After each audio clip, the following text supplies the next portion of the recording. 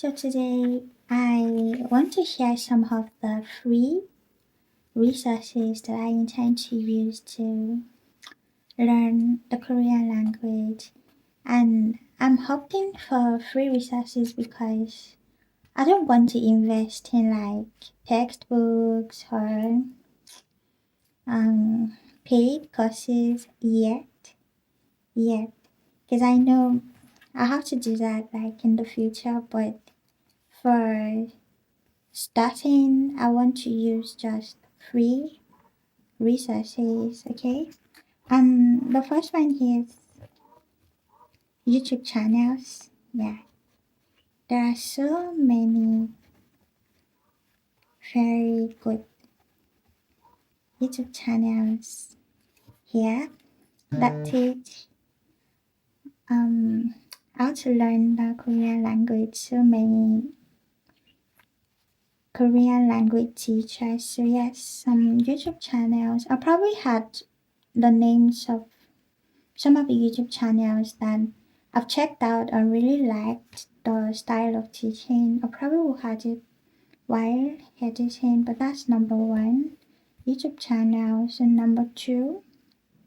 And I like that YouTube channels are very accessible too. So if you're also planning to start learning the Korean language and you need like free resources, yeah, YouTube channels number one. Number two, ChatGPT. I know.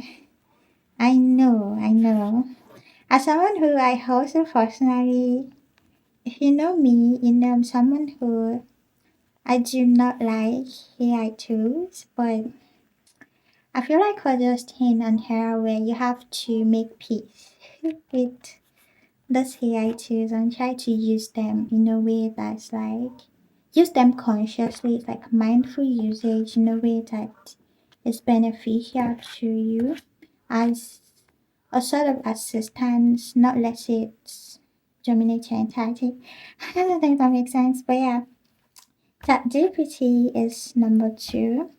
And I would have used the app Duolingo. I'm not sure because from what I heard Duolingo is basically just AI teaching you how to the languages. So it's like um if Duolingo is AI, then why use Duolingo when yeah, I can just use ChatGPT? And I think Duolingo is you have to pay for Duolingo.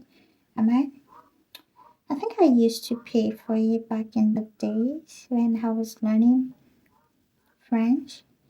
I'm not sure, but yeah. Should I just had Duolingo? Just I really don't know. I most likely would not be using this one, but yeah.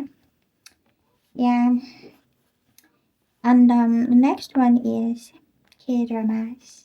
You know, Kdramas. Kdramas are very useful when you're trying to learn the Korean language.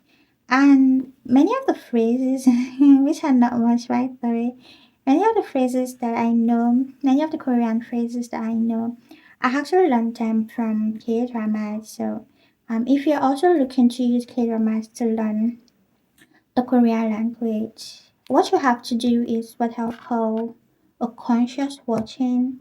So you watch it consciously, not just for the storyline, but for the language itself. And I think what I'll be doing with this is I would watch series that I have previously seen. So I know I'm not watching for the plot, but because it's a story I already know, but I know I'm watching for the mainly for the language, to learn the language. And another one is Korean songs. Oh my god. Did you see that? Yeah, Korean songs.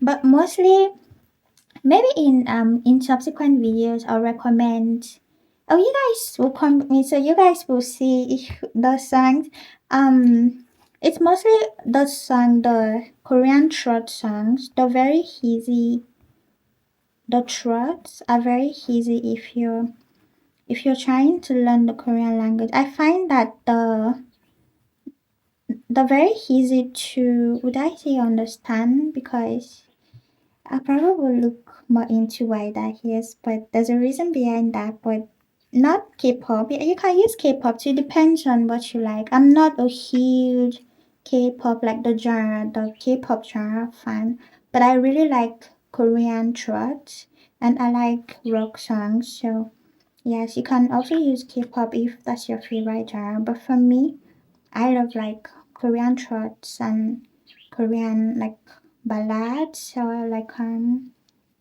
rock songs. So yeah, that's it. How many do we have here? One, two, three, four, five. Yeah, five free resources that I'll be using to learn the Korean language. Mm. Thank you for watching.